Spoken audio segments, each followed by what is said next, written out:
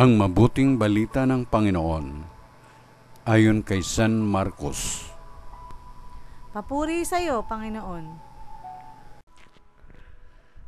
Noong panahong iyon, pag-uwi ni Jesus, muling nagkatipon ang napakaraming tao.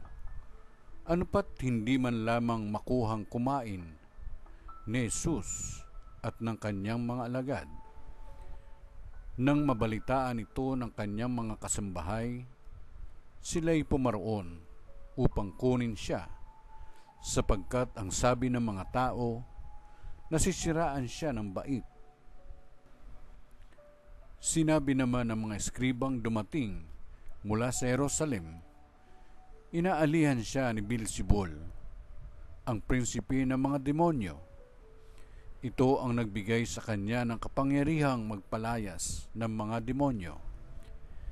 Kaya't pinapalapit ni Jesus ang mga tao at sinabi sa kanila ang ilang talinhaga.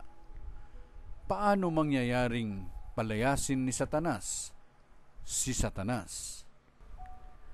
Kapag naglaban-laban ang nasasakupan ng isang kaharian, hindi mananatili ang kahariang iyon. At kapag naglaban-laban ang magkakasambahay, hindi mananatili ang sambahayang iyon. Gayon din naman, kapag naghimagsik si Satanas laban sa kanyang sarili at naglaban-laban ang kanyang nasasakupan, hindi magtatagal at darating ang kanyang wakas. Walang makapapasok sa bahay ng isang taong malakas at makaagaw ng kanyang ari-arian, malibang gapusin muna niya ang taong iyon. Saka pa lamang niya malulooban ang bahay na iyon. Tandaan ninyo ito, maaaring ipatawad sa mga tao ang lahat ng kasalanan at panlalait nila sa Diyos. Ngunit ang sinumang lumapit sa Espiritu Santo ay hindi mapatatawad. Ang kanyang kasalanan ay hindi mapapawi kailanman. Sinabi ito ni Jesus sapagkat ang sabi ng ilan, inaalihan siya ng masamang espiritu. Dumating ang ina at mga kapatid ni Jesus. Sila'y nasa labas ng bahay at ipinatawag siya.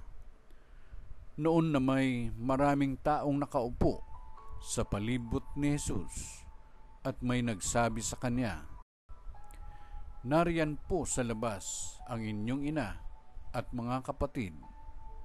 Ipinatatawag kayo. Sino ang aking ina at mga kapatid? Ani Jesus.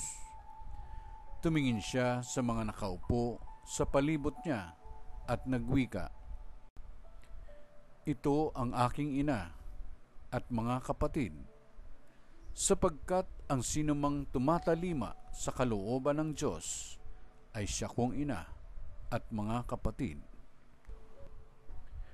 Ang mabuting balita ng Panginoon.